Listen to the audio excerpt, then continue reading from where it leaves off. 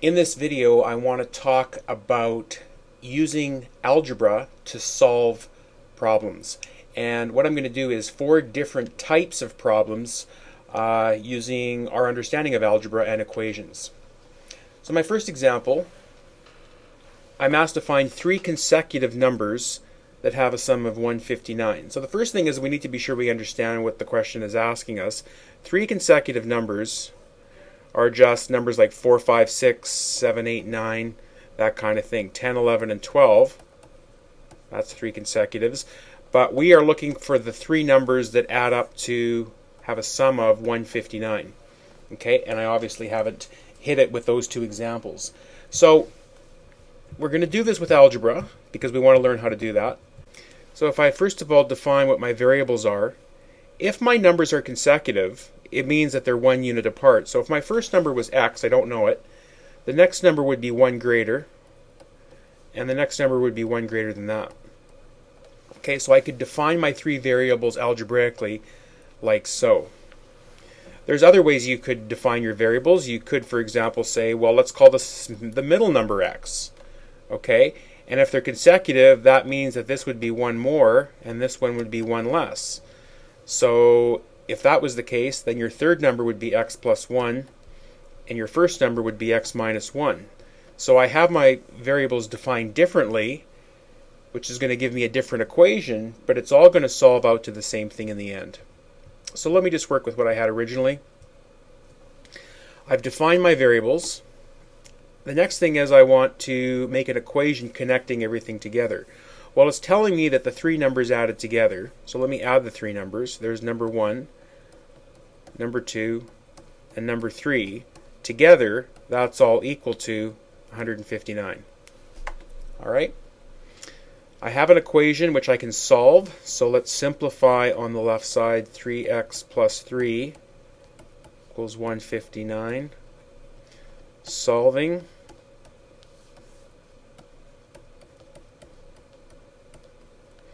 If I divide both sides by 3, I'm going to get 52.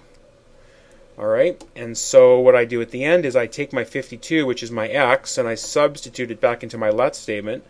So we're saying that we think the numbers are 52, 52 plus 1, 53, and 54.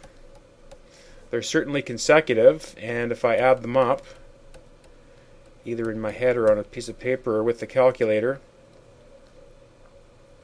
sure enough, I get 159. All right, and so you're expected to answer the question directly. Therefore, the 3 numbers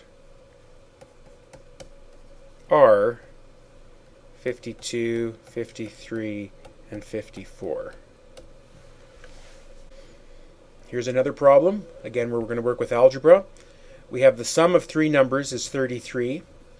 The second number is 7 less than the first, and the third number is 3 times the second. What are the numbers? All right, so I'm going to define my variables. Let's let x represent the first number.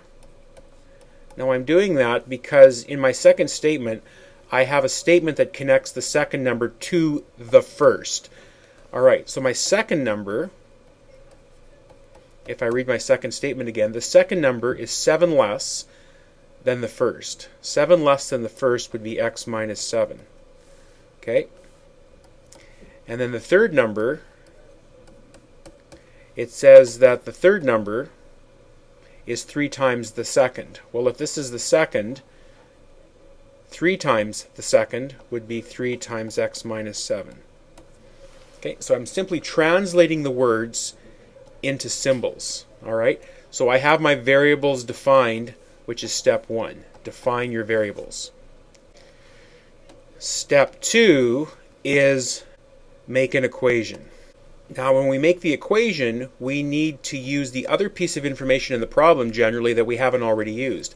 And the piece of information we haven't used is this first statement. The sum of the 3 numbers is 33. So adding the 3 numbers together, number 1, number 2, and number 3, let me add them. First number plus second number plus third number. That's coming out to a sum of equaling 33. Alright, so there's my equation. Step 3 is always to solve the equation.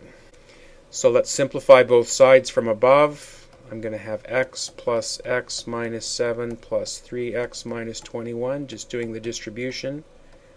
Simplify on the left, that's 5x minus 28 equals 33. Add the 28. That's going to be 61. Divide both sides by 5. And x will be 12.2.